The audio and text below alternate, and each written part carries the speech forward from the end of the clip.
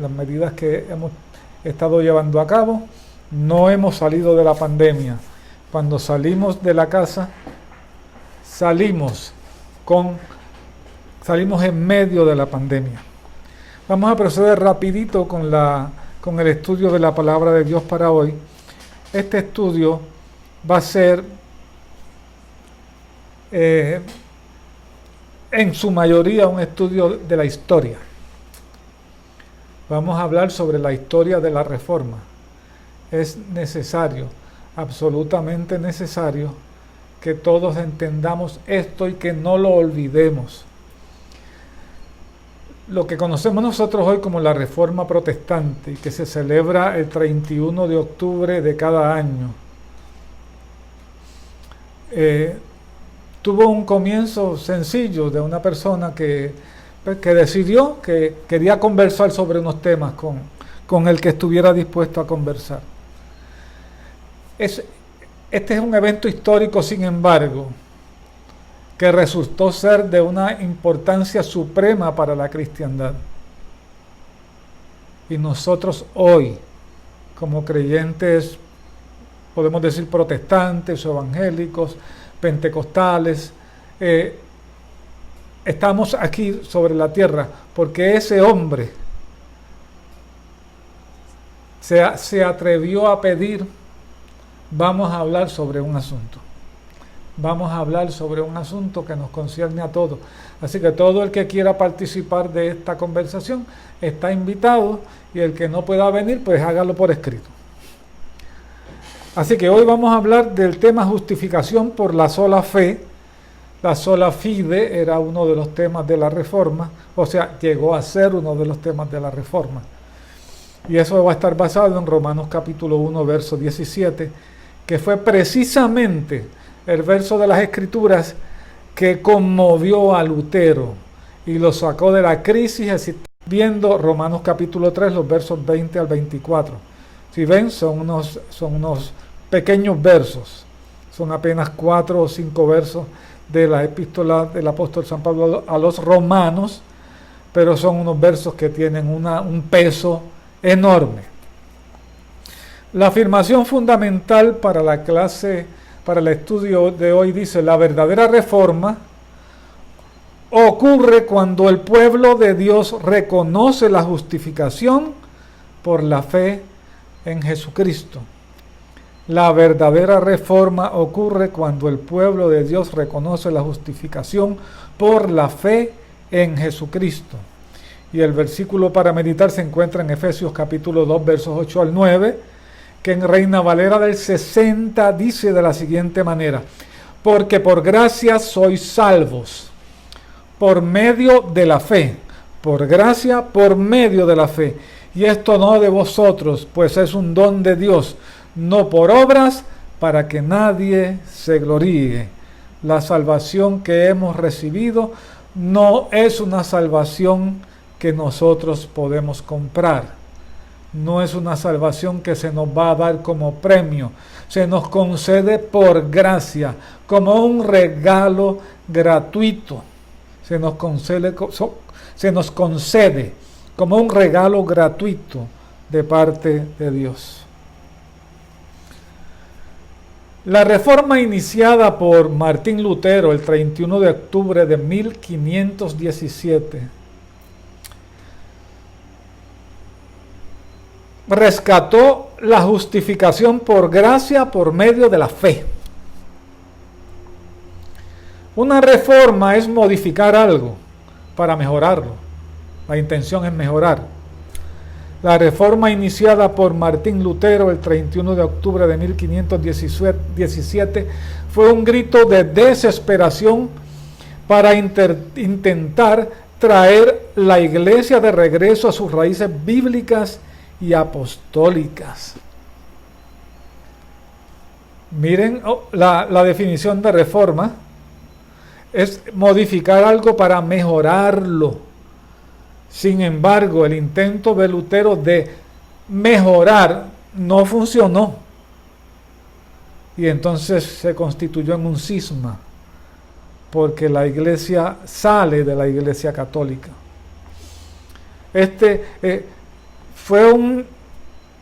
era la forma que tenía Martín Lutero de expresarse. Él colocó las 95 tesis, pero no eran las primeras que había puesto. Jamás él esperaba que sucediera lo que sucedió, pero él estaba, por decirlo así, el tiempo era el tiempo correcto. Las circunstancias eran las correctas. Era el momento oportuno. Era, por decirlo así, era el kairos de Dios. Era el momento, era la oportunidad perfecta. La Biblia afirma que la justificación es solo, oigan bien, es solo por gracia, por medio de la fe. Solo por gracia, por medio de la fe. Es una iniciativa divina. No es una iniciativa humana. Es una iniciativa divina, aparte de las obras, sin relación alguna con las obras. Pero esto no siempre fue así. No siempre fue así. La Iglesia, tras convertirse en una institución imperial, a eso fue que llegó, se convirtió en una institución imperial. Luego de siglos de persecución, se corrompió. Luego de 15 siglos, la salvación se convirtió en un sistema de obras y llegó al colmo con la venta de indulgencias para alcanzar la salvación. Varios intentos de reforma institucional resultaron en vano, por lo que una reforma radical se hizo necesaria y había llegado el momento exacto, el momento oportuno para que eso ocurriera. Si estudiamos la historia de la Iglesia, nos vamos a dar cuenta que en los primeros 3 siglos, comenzando el siglo IV, los primeros 3 siglos, la iglesia cristiana era una iglesia pura, santa. El fuego de la persecución imperial. El fuego de la persecución imperial mantuvo a la iglesia dentro de una forma de vida de santidad. Todo creyente sabía que ese podía ser su último día, que podían venir la guardia imperial a llevárselo. Así que todo creyente sabía eso. Y todos los creyentes podían pensar si le pasó a Pedro, si le pasó al apóstol Pablo, si le pasó a muchos de los apóstoles, porque no nos podía pasar a nosotros. Así que los primeros, desde el siglo I hasta comienzos del siglo IV, hubo una persecución, pero a comienzos del siglo IV, en el año 313 después de Cristo, surgió el edicto de tolerancia de Constantino. Ya la iglesia no iba a ser perseguida. Y supuestamente, según dice la tradición, Constantino iba a una guerra y tuvo una visión y vio una cruz, y por este signo vencerás, y entonces Constantino adoptó ese signo cristiano, más o menos cristiano. El resultado de este edicto de tolerancia y de este hacer la paz entre el imperio y la iglesia fue que el imperio fue tomando mayor poder dentro de la iglesia. El emperador citaba a concilios, le pedía al concilio que trataba tal tema, así que el emperador se había convertido en una figura muy poderosa dentro de la iglesia. La iglesia entonces se fue alejando de sus raíces bíblicas hasta que la salvación, que era una salvación por gracia por medio de la fe, se convirtió en una salvación por obras, por los sacramentos, por hacer esto, hacer aquello. Ya lo vamos a ver un poco más adelante.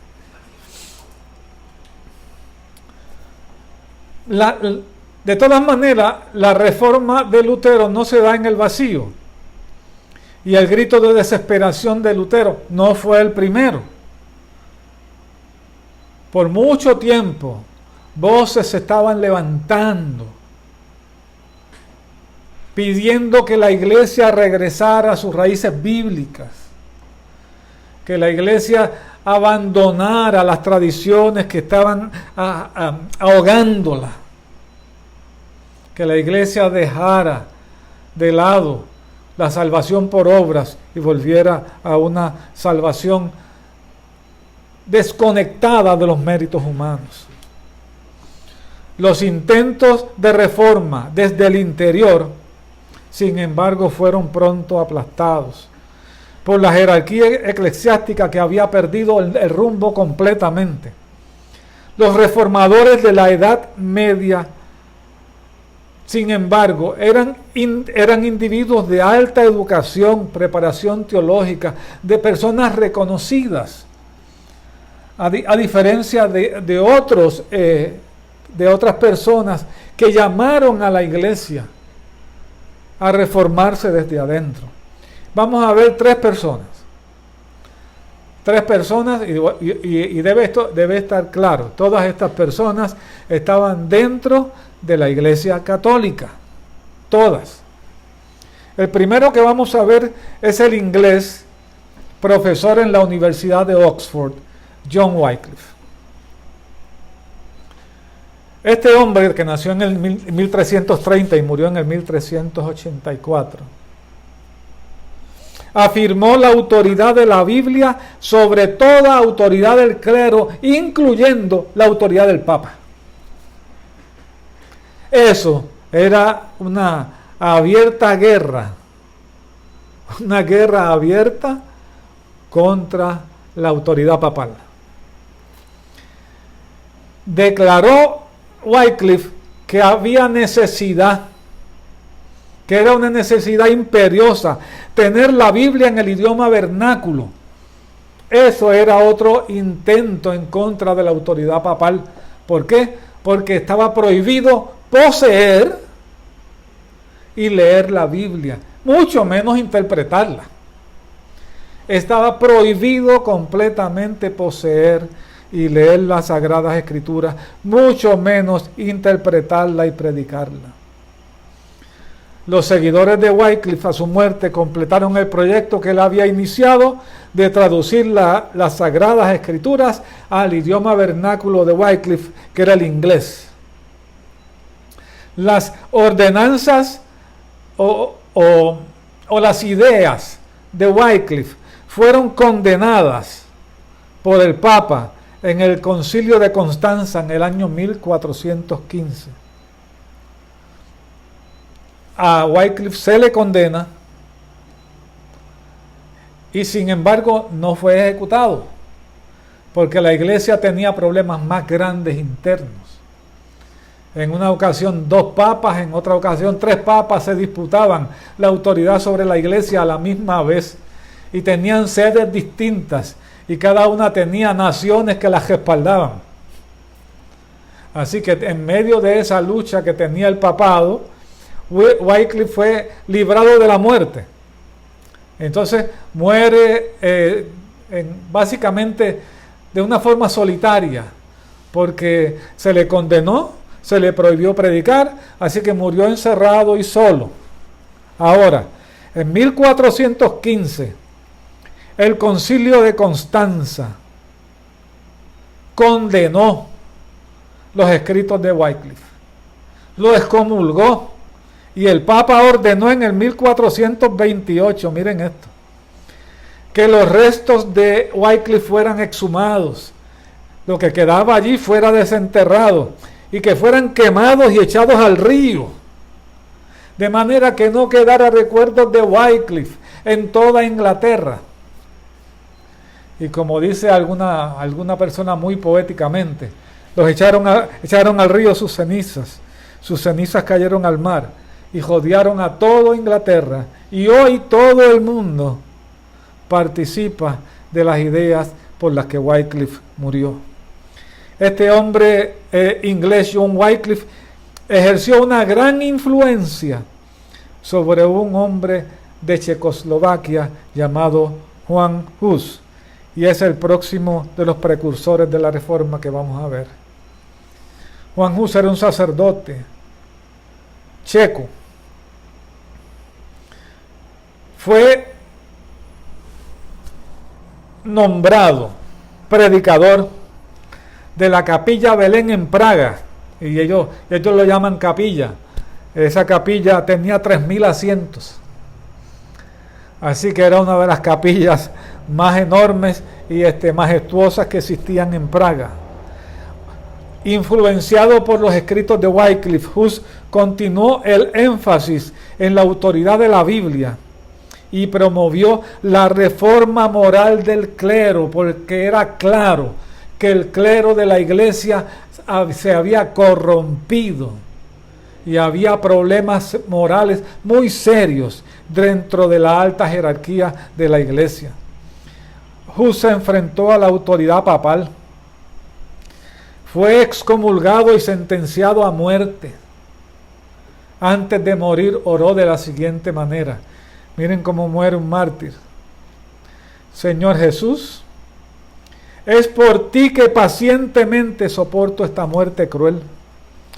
Oro para que tengas misericordia de mis enemigos.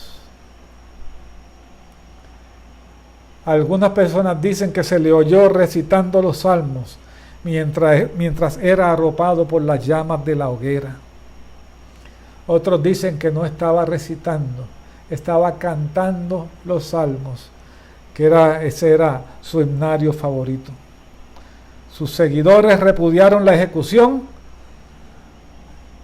se refugiaron y se reunieron en otros lugares y al final dieron inicio a la iglesia morava, que yo siempre he dicho que es precursora de las iglesias pentecostales, quienes fueron precursores de las misiones, de los primeros misioneros del mundo fueron los moravos, y tuvieron una gran influencia en la conversión de los hermanos John y su hermano Wesley, John Wesley y su hermano. Este hombre tuvo una gran influencia sobre la teología que nosotros estudiamos hoy. Un monje dominico italiano llamado Jerónimo Savonarola o Girolamo Savonarola, nacido en el 1452 y murió en el 1498, muy joven. Era un monje dominico italiano. Por ejemplo, Lutero era agustino. Este era un monje dominico. Jerónimo Savonarola se convirtió en una voz poderosa a favor de la reforma de la iglesia. Enfrentó el poder absoluto de los Medici en Florencia. Y si usted ha visto alguna historia o ha leído un documental o ha visto un documental sobre la autoridad que los Medici tenían en Florencia, sabría la autoridad absoluta que tenían allí y la corrupción absoluta que tenían en esa autoridad. En 1485, Savonarola declaró lo siguiente: la iglesia necesita ser reformada. Punto y coma. Y añade: primero será azotada y luego renovada. ¡Wow! Miren la fecha, 1485, 32 años antes de la Reforma Protestante, 32 años antes de las 95 tesis. Declaró lo siguiente: Savonarola tenía fama de ser un profeta. Incluso predijo dejotas militares y predijo la caída de los Medici. Por eso los Medici no lo querían ni ver. La iglesia necesita ser reformada. Él sabía la situación por la que estaba pasando la iglesia. Pero entonces añade: pero esta iglesia primero será azotada y luego será renovada.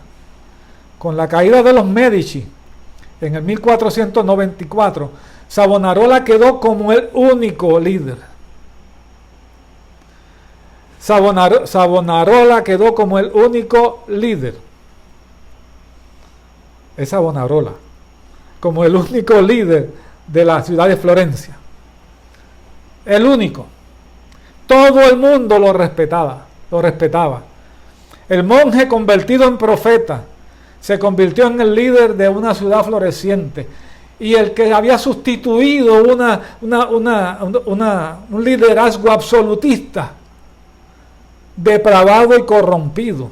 Pero esto le ganó muchos enemigos. Savonarola llevó a Florencia a la democracia de los primeros y transformó la ciudad completamente. Algunos decían que Florencia parecía un paraíso en los tiempos en que este monje estuvo al frente de la ciudad. Pero los enemigos conspiraron. Se aliaron con el papa corrupto Alejandro VI y Savonarola fue primero restringido, luego excomulgado, entonces condenado y quemado en la hoguera. Pero no habían pasado 19 años cuando apareció una voz que no podría ser acallada. ¿Cumplimiento de la profecía del monje dominico? ¿Quién sabe? Tal vez sí. Varios eventos cooperaron para precipitar la reforma en el siglo XVI. Primero, vamos a ver lo que tiene que ver con las doctrinas. Número 1, la creación y comercialización de imágenes y reliquias. Imágenes todos sabemos lo que son. Reliquias se supone que son, pues, los restos de un cuerpo. Y cualquier cosa que haya tocado ese cuerpo. Pero cuando esas imágenes no existían, se inventaban. Cuando esas reliquias no eran correctas, esas reliquias se inventaban. Se fabricaban y se vendían como reales. Se vendían como que eran originales, como que eran genuinas. Le ponían un sello de genuino. Los vendían como genuinas siendo falsas, porque la iglesia se convirtió en un negocio. Luego estaba el asunto del purgatorio, la doctrina del purgatorio, el lugar a donde van las personas a purgar sus penas y después de un tiempo y acá de los trabajos que hace la gente que está viva, pues entonces pasan del purgatorio al paraíso. Eso no es una doctrina bíblica, todo el mundo lo sabía y los reformadores naturalmente no creían en nada de eso. Luego estaba el asunto de la transubstanciación de la oblea en el cuerpo de Cristo. Es decir, que en la Santa Cena la oblea se convertía literalmente en el cuerpo de Cristo. Y por lo tanto los creyentes estaban comiendo del cuerpo de Cristo. Eso es algo que no está de acuerdo con las Escrituras, pero que se había convertido en una enseñanza. Luego estaba la prohibición de la posesión, lectura y proclamación de la Santa Biblia. Nadie podía tener, solamente el magisterio de la iglesia podía tener la Biblia, leerla e interpretarla. ¿De acuerdo a qué? A las tradiciones de la iglesia. Solamente ellos podían hacer eso. Luego tenemos el monopolio del perdón que tenía la iglesia. Primero, el monopolio del perdón era voluntario. Y ese es el perdón que da el cura, que da el padre, cuando la persona va y se confiesa en el confesionario, y entonces es absuelto de pecados, se le perdonan los pecados. Pero luego entonces, también el perdón se convirtió en obligatorio, cuando se establece la Inquisición, y las personas tenían que confesar, ¿qué? Pecados para ser perdonados, aunque fueran luego terriblemente torturados. Inclusive, miren, se llegó al colmo del perdón de pecados no cometidos antes de salir a las cruzadas. El padre tuvo una reunión donde le dio el perdón a todos los cruzados que iban a liberar la Tierra Santa de cuanto pecado cometieran en el camino. Aquello fue una barbaridad lo que sucedió con las cruzadas. Y toda esa gente supuestamente estaban perdonadas de todo lo que hicieran, porque fue un preperdón. Antes de que ocurriera la causa, ya habían sido perdonados. Luego estaba el asunto de la salvación por obras. Las personas eran obras por donar, por hacerle donaciones a la iglesia de tierra, de propiedades, de reliquias, de imágenes, de lo que fuera. Luego estaban las peregrinaciones que se hacían a los lugares sagrados. Y todo eso era ¿qué? Formas de conseguir perdón. Luego estaban trabajos, servicios, estaban las penitencias, los castigos, los sacrificios.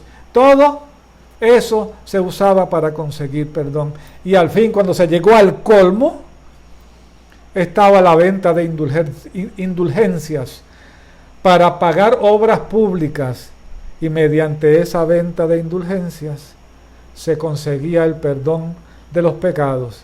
Y las almas que estaban en el purgatorio, tan pronto sonaba la moneda en el cajón a donde se echaba, ¡trilín!, el alma salía disparada del purgatorio y caía en el paraíso. Eso decía Tetzel. Ese fue uno de los primeros que utilizó las técnicas de mercadeo para vender un producto. Y estaba el asunto de la reventa de indulgencias. La venta de indulgencias ya era ojible. Ahora estaba el asunto de la reventa. El Papa vendía un cierto número de indulgencias, que no eran más que una carta. Era un papel. Esa indulgencia le daban un cierto grupo a una persona y luego esa persona le ponía el precio que él quería. Lo importante era que le sacaran la porción a la Iglesia Católica, al Papa, para la construcción de la capilla de San Pedro. Pero aparte de sacar esa porción que le correspondía a la construcción de la capilla de San Pedro, la persona que la revendía podía recibir las ganancias que quisiera. Y esto hacía que solo los ricos pudieran comprar indulgencias. Eso que ustedes ven ahí a la derecha es una indulgencia. Eso era una carta, una indulgencia plenaria para la emisión de todo, di tutti le peccati. Remissioni de tutti le peccati. Eso era para todos los pecados. Todos los pecados eran perdonados por medio de una cartita. Eso no le gustó mucho a nuestro amigo Martín Lutero. Otros eventos que sucedieron antes de la Reforma, que fueron eventos sociales. Miren, la iglesia vendía los cargos eclesiásticos. Tenemos por ahí, de hecho, a Girolamo Savonarola le ofrecieron el puesto de cardenal y él dijo, ¿para qué yo quiero un sombrero rojo? Si yo voy a tener un sombrero rojo, que sea un sombrero de sangre. Y se negó a aceptarlo. A ese cómo había llegado la jerarquía. Vendían las posiciones por dinero, por acuerdos familiares, por secretos. Luego estaba la corrupción moral, papas, curas, obispos con amantes de todo sexo. Luego está el asunto del surgimiento de los estados nacionales. Ahora cada nación tenía un gobierno y eso iba creciendo cada vez más. Eso ocasionó conflicto entonces entre el Papa y los reyes. Un conflicto entre el Papa y los reyes. Y ese conflicto se fue ampliando cada vez más. Otro asunto muy importante fue el florecimiento de las universidades. ¿Por qué? Porque las universidades ponen a la gente a pensar. De hecho, dos de estos precursores de la reforma que vimos, Wycliffe y Hus, eran profesores universitarios. Personas muy capacitadas. Así que surgen universidades en París, en Oxford, en Pavía, en un montón de ciudades por toda Europa surgen universidades y eso hace a la gente pensar. Luego está la acumulación de las riquezas por el clero. Los obispos y los monasterios tenían enormes propiedades y bienes a expensas de los vecinos. Miren, monasterios con extensiones de tierra gigantescas. ¿Para qué? Para enriquecer la iglesia. Esto hizo que los campesinos eran cada vez más pobres y el clero más rico, y hubo un levantamiento de los campesinos en algunas ciudades. Y finalmente, pero no menos importante, para este asunto de por qué la reforma llegó en el momento exacto, el advenimiento de la imprenta. La imprenta había sido inventada, ahora se podían reproducir los papeles, se podían reproducir documentos, y eso ayudó muchísimo a la causa de la reforma. Ahora vamos a hablar de este joven, no tan joven, sacerdote, profesor universitario, teólogo, que tenía un doctorado en teología, Martín Lutero. ¿Cuál era el concepto que tenía Martín Lutero de la justicia de Dios? Esto es muy importante. Esta situación es la que lleva a Lutero en una lucha interna que lo lleva a publicar las 95 tesis. Lutero veía a Dios, cuando le hablaban a Lutero de la justicia de Dios, Lutero veía a Dios como un ser airado, porque el hombre ha pecado, y su justicia dice que debe castigar al pecador. Así que Lutero, que se veía a sí mismo como pecador, siempre se veía bajo el juicio de Dios. O sea, para Lutero había una guillotina sobre su cuello, y en cualquier momento caía sobre él, y esa guillotina era la justicia divina.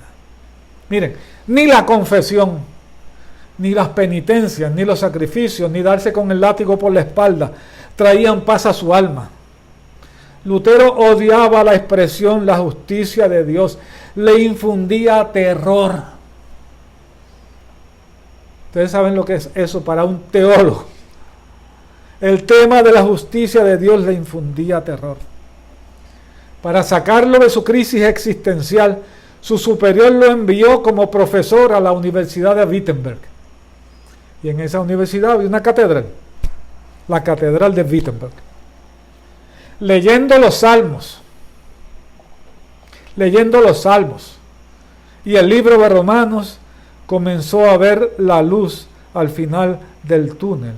Y esto sucedió aproximadamente entre 1513 y el 1514, aproximadamente 3 años antes de la colocación de las 95 tesis en las puertas de la Catedral de Wittenberg. Aunque a ustedes, a algunos les parezca, ay Dios mío, tanta historia, es que esta historia es muy importante y muy rica para que nosotros podamos entender esto que nosotros tenemos hoy. Esto costó. Esto fue conseguido a base de luchas. Muchas personas murieron por esto que nosotros tenemos hoy. Y es importante que nosotros lo recordemos y lo podamos hablar. Al fin Lutero entendió que la justicia de Dios es aquella mediante la cual Dios declara justificado al pecador sin merecimiento alguno de su parte. Lo único que tiene que hacer el hombre es creer. Porque por gracia sois salvos por medio de la fe, y esto no de vosotros, es un don de Dios, no por obras, para que nadie se gloríe. Efesios 2, 8 al 9. Lutero comenzó a enseñar sobre su nuevo descubrimiento. Empezó poco a poco. Recuerden que tuvo 3 años entre el 1517 y el 1513 al 14, aproximadamente como 3 años. Así que Lutero comenzó a enseñar sobre su nuevo descubrimiento. Lo primero que hizo fue que publicó 97 tesis para ser discutidas relacionadas al pecado humano. Invitó a todo el mundo a discutirlas. Era una invitación académica. Recuerden que Lutero era profesor de universidad. Era profesor de teología en la Universidad de Wittenberg.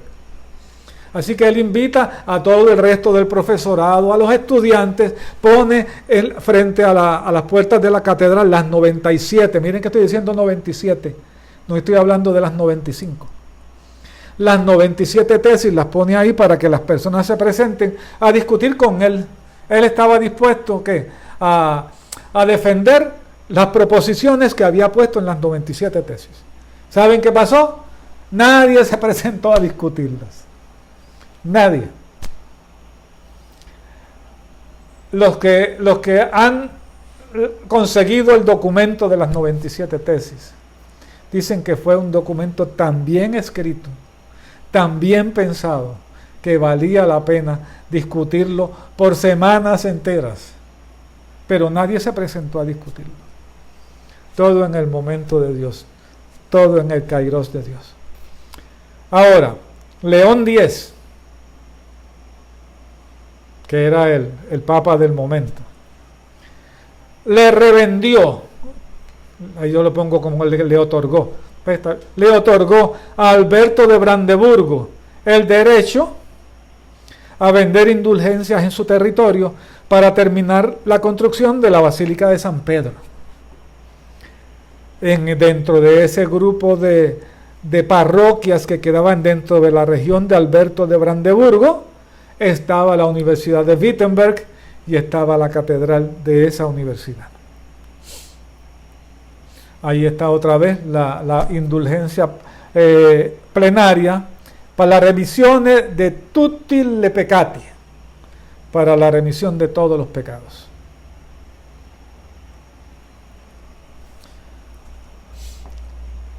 Cuando no sucedió nada, pero seguían las cosas, para que ustedes tengan una idea, Lutero habló contra la venta de indulgencias a sus parroquianos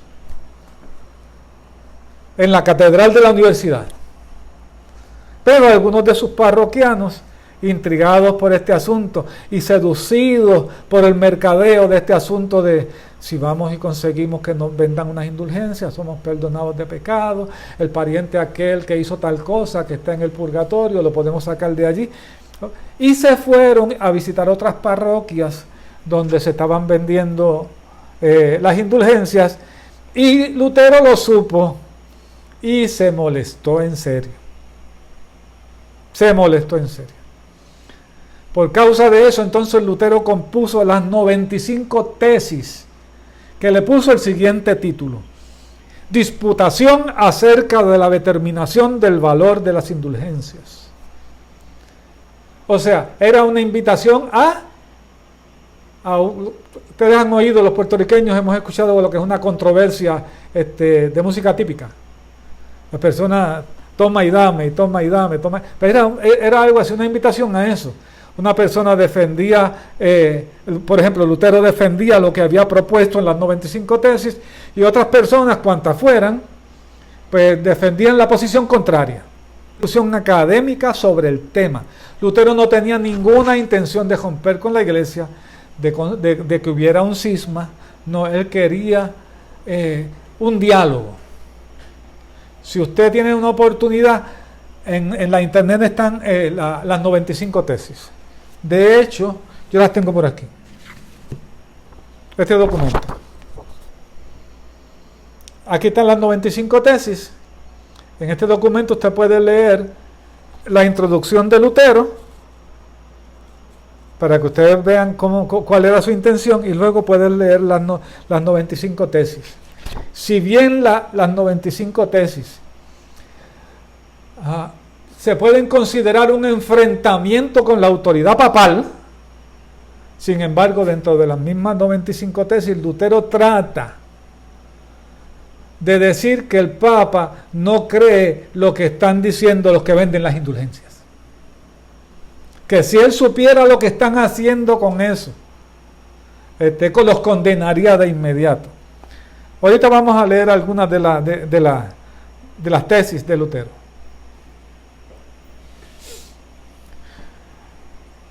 Miren, Lutero primero fue llamado a que se retractara.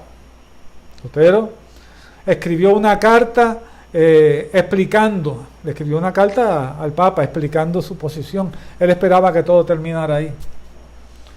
No sabía lo que estaba pasando a su alrededor, no tenía idea. Más adelante se le llama nuevamente, se le cita para una encerrona donde él no iba a salir vivo. El asunto es que a Lutero se le condena, se le excomulga, se queman sus libros y sus escritos, y mediante una bula papal, un documento que se titula Bula contra errores Martín Luteri, contra los errores de Martín Luteri. Esa es la bula que está ahí en el centro.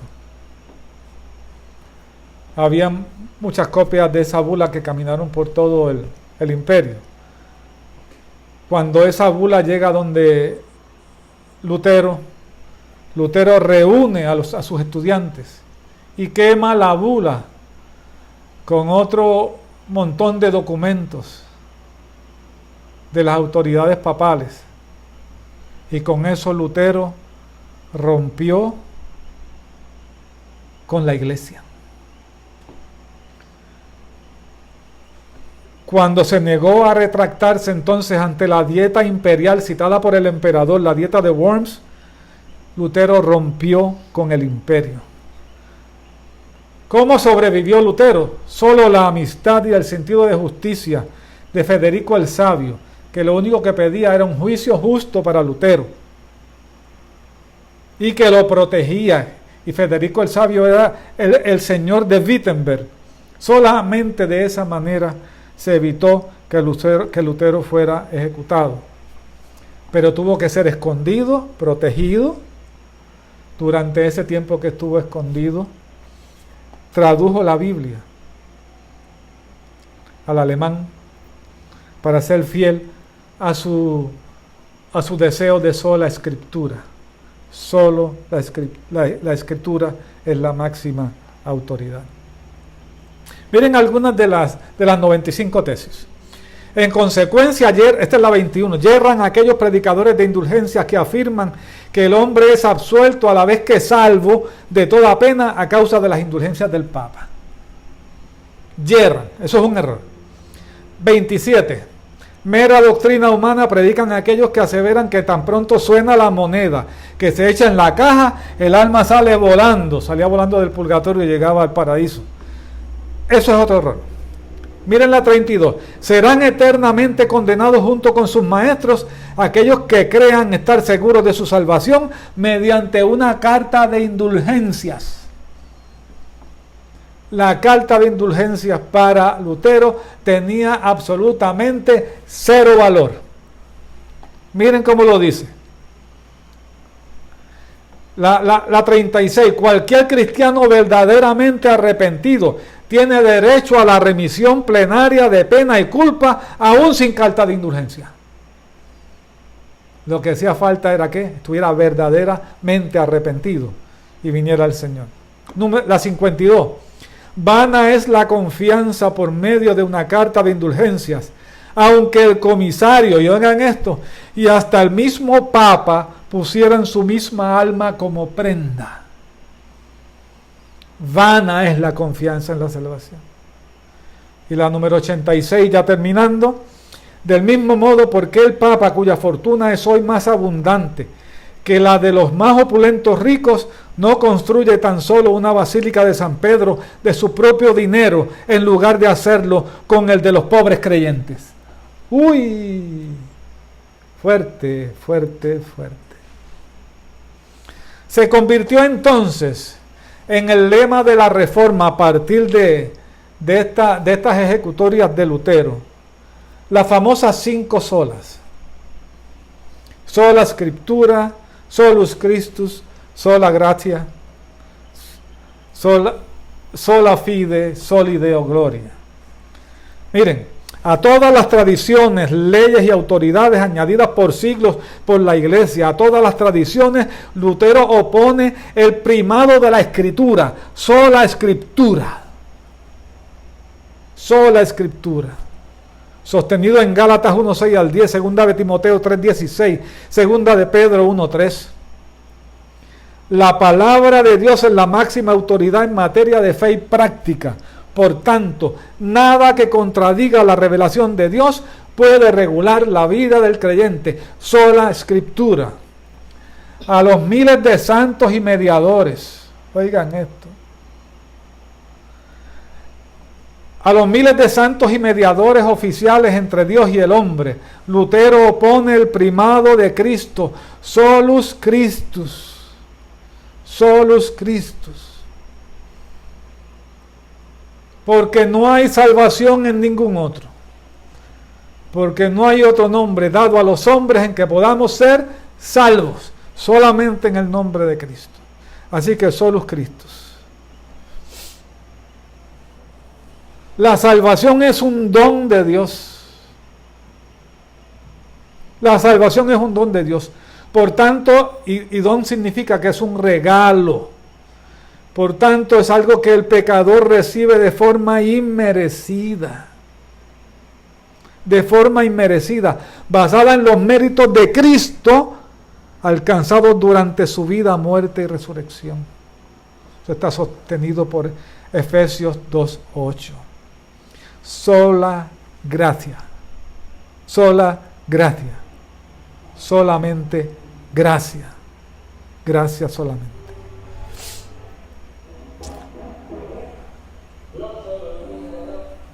A los méritos humanos, a las obras penitencias, a las penitencias, a los donativos para alcanzar la salvación, a las indulgencias, Lutero opone el primado de la gracia por medio de la fe. Sola gratia, sola fide.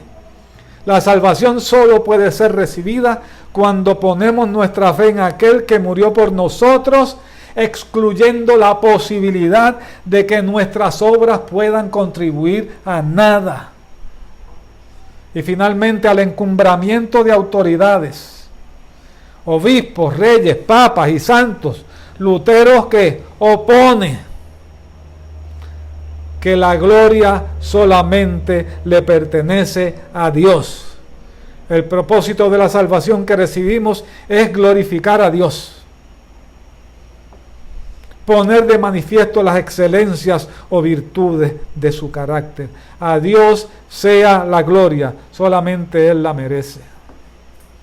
Sola Escritura, sola fide, sola gratia, solus Christus, soli Deo gloria. Esos se convirtieron en los lemas de la Reforma. La justificación es solo por la fe. Esa fue la conclusión que le salvó la vida a Martín Lutero. La justificación es solo por la fe. Romanos capítulo 3, versos 20 al 24. Si lo quieren buscar conmigo, Romanos capítulo 3, versos 20 al 24. Un pasaje cortito, pero pesado, sólido.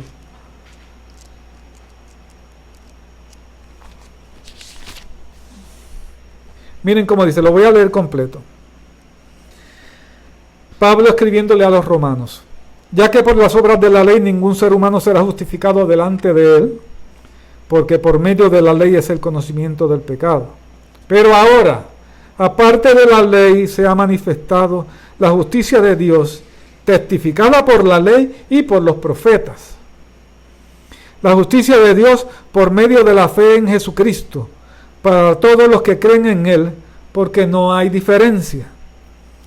Por cuanto todos pecaron, todos, y están destituidos de la gloria de Dios, siendo justificados gratuitamente por su gracia mediante la redención que es en Cristo Jesús. La justificación es solamente por la fe. Todos pecaron. Todos pecaron. Adán pecó y a nosotros se nos imputó todo. Así que las consecuencias de lo que hizo Adán nos tocaron a nosotros. Todos pecamos. Nuestra naturaleza es pecaminosa. Vivimos con una naturaleza caída, una naturaleza pecaminosa. Todos pecaron y están destituidos de la gloria de Dios. No pueden alcanzarlos. No podemos alcanzar la gloria de Dios. Nadie puede ser justificado por medio de obras. Esa justicia de Dios no es nueva, no es de Pablo. Estaba revelada en el Antiguo Testamento. La salvación siempre ha sido mediante la fe. La salvación siempre ha sido mediante la fe. La justicia de Dios estaba revelada en el Antiguo Testamento, aparte de la ley. Por eso Habacuc va a decir, mas el justo por la fe vivirá. Y Pablo lo va a citar en Romanos capítulo 1 y verso 17. El justo por la fe vivirá. La justicia de Dios que aterraba a Lutero. Se trata del método divino de traer al hombre a una relación correcta con Él. Él veía eso como un horror. Sin embargo, era la redención la que estaba planteada. Pero lo que sucede es que el doctor en teología no había logrado entenderlo. Necesitaba iluminación del Espíritu Santo para entenderlo. Esta justicia se reveló en la primera venida de Cristo. Y esta venida había sido profetizada en la ley, en los profetas y en los salmos. Esa justificación se alcanza por medio de la fe. No importa si tú eres judío o gentil, porque no hay diferencia. Todos que son salvados por gracia, por medio de la fe. Abraham creyó a Dios, tuvo fe y le fue contado por justicia. Adán, el padre de la nación de Israel, fue salvo por la fe. Esa es la única forma de justificación que existe en la Biblia. El pecado separa al hombre de Dios y lo coloca bajo su juicio. Esa es la verdad. Eso era lo que sabía Lutero. Y él sabía que él estaba bajo el juicio de Dios. Todos hemos pecado, y decía Lutero, yo soy el más pecador de todos. Y por tanto, somos incapaces de llegar a una relación correcta con Él. Hay un abismo que se abrió por causa del pecado entre un Dios santo y nosotros los seres humanos pecadores. Ahora la justificación es un regalo gratuito llevado a cabo por la obra de Jesús en el Calvario y su resurrección de los muertos. Es un regalo, el mejor regalo de todos los tiempos. Dios nos ha regalado la salvación. Miren, a nosotros nos correspondía por causa del pecado pagar por ese pecado.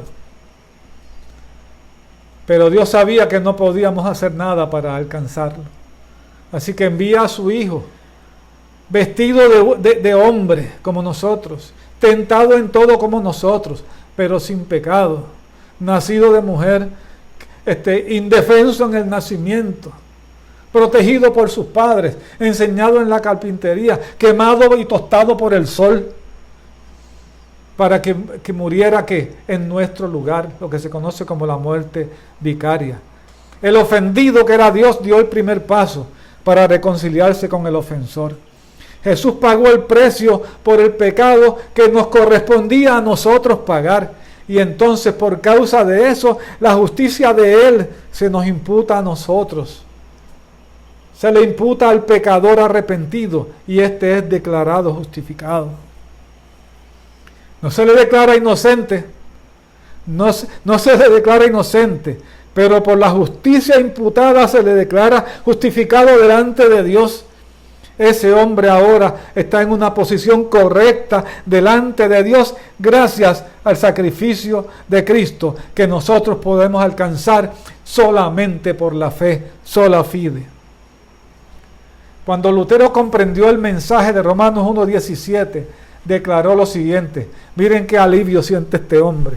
Ahora me sentí totalmente renacido. Las puertas se habían abierto y yo había entrado al paraíso. Miren el sentimiento de Lutero. ¿Por qué él se sintió tan aliviado, tan liberado? ¿Por qué? Lutero siempre vivió aterrado del juicio de Dios y del infierno. Lo que hacía para agradar a Dios nunca parecía ser suficiente. La confesión fue un callejón sin salida. Miren, Lutero se confesaba cada vez que se acordaba de un pecado. ¿Y saben lo que hacía todo el día? Rebuscando en su mente, en su interior, si había algún pecado que no había confesado. En ocasiones iba y llamaba a su superior para confesarse y lo tenía loco al superior porque era confesión y confesión y confesión y confesión. Llamaba, iba al confesionario y cuando ponía un pie fuera del confesionario se daba cuenta, se acordaba de que no había confesado uno y entraba corriendo para atrás al confesionario. Se me quedó uno. No, se le podían haber quedado docenas, cientos, pecados ocultos, pecados que él no sabe ni que los cometió. Lo que hacía para agradar a Dios, las penitencias, los sacrificios, los golpes, los ayunos, las oraciones, parecían no haber producido efecto. Entonces se dedicó al misticismo y al ascetismo, alejándose de la gente, no comía. También eso fue otro callejón sin salida. Este monje agustino no pudo alcanzar la paz hasta que estudiando y escudriñando los salmos y las cartas a los romanos y gálatas, el Espíritu Santo iluminó el camino de la justificación por gracia, sola gracia, por medio de la fe, sola fide, aparte de toda obra humana. Miren, tampoco nosotros lo vamos a lograr con ayunos, con oraciones, con servicios ministeriales, con fidelidad al trabajo. Eso no trae paz al alma. Solo la certeza. Oigan bien, solo la certeza de saber que hemos sido perdonados gratuitamente es lo que trae la paz al hombre. Sola gratia, sola fide. Si tú estás buscando paz para tu alma, este es el momento. Mientras escuchamos, permítame un momento, una pieza musical escrita por Martín Lutero. Castillo Fuerte. Si tú estás buscando paz para tu alma como Lutero y no la encuentras, y estás haciendo cuanto esfuerzo humano existe, el camino de la gracia por medio de la fe podemos alcanzar la salvación. Es un regalo, es un don gratuito de Dios. Podemos alcanzar la salvación. Escuchemos a Castillo Fuerte.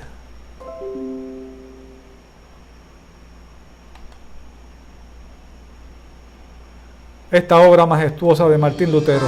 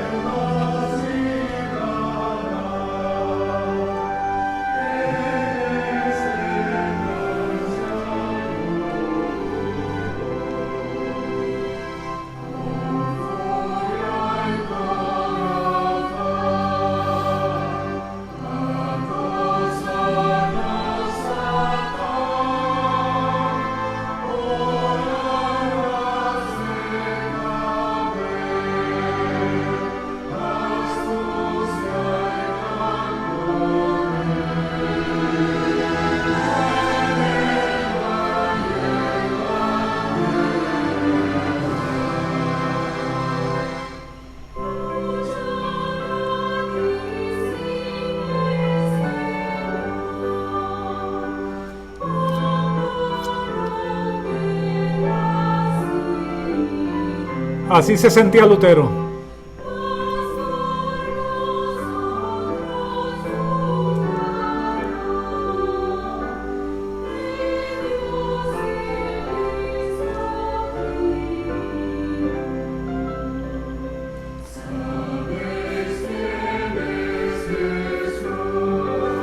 el que venció en la cruz.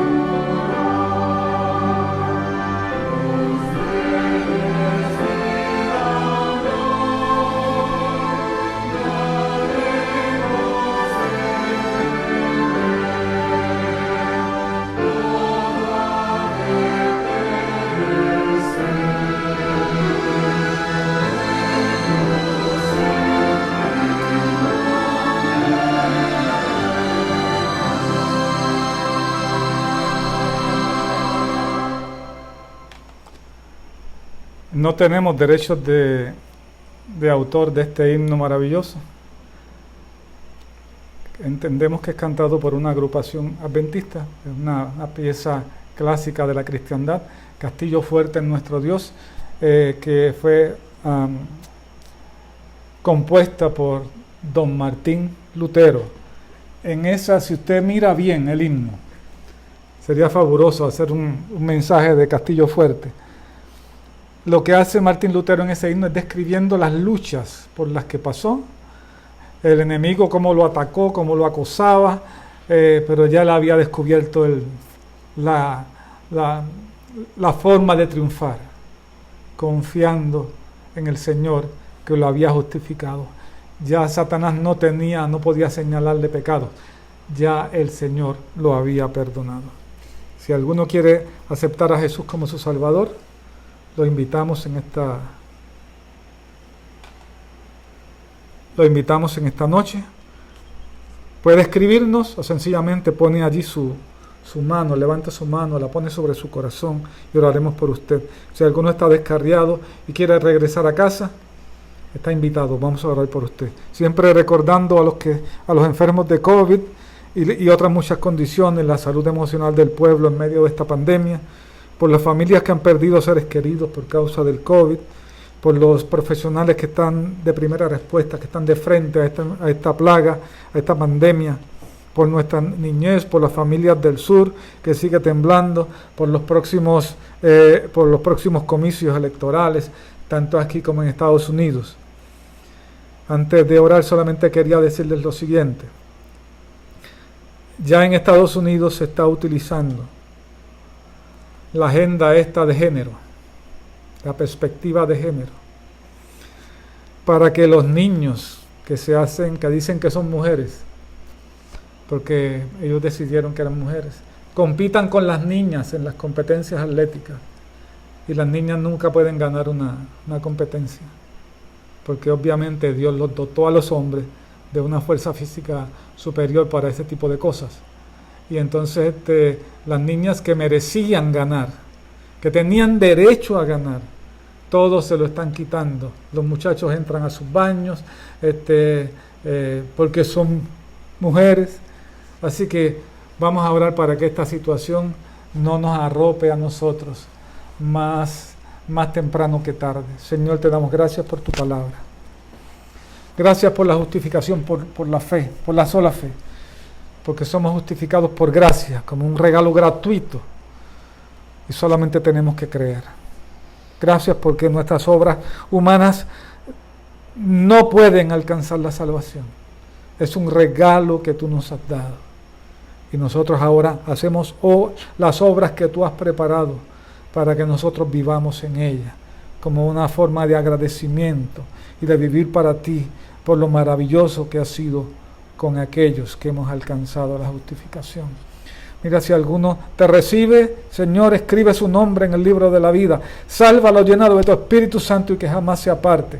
Si alguno está, Padre amado, regresando a casa porque está descarriado, sabemos que lo abrazas en esta hora, porque como el padre del pródigo abrazó al hijo que se había perdido, que estaba muerto y ha resucitado, ahora va a haber fiesta en el cielo por una persona que regresa al hogar.